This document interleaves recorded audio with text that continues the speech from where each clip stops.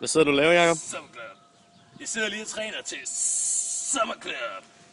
Det er et nye projekt for alle unge i Aarhus Kommune. Det er gratis. Du skal bare gå i 7. klasse og være op til 18 år. Så er du kommet ned til mig og min gode ven Rasmus og min gode veninde Christina. Vi laver det fedeste sommertilbud til dig. Det er et chill-out sted, hvor du bare kan komme og hænge ud, kigge på nogle flotte drenge, nogle flotte piger. Det er også et grejbank, hvor du kommer ned og låne alt fra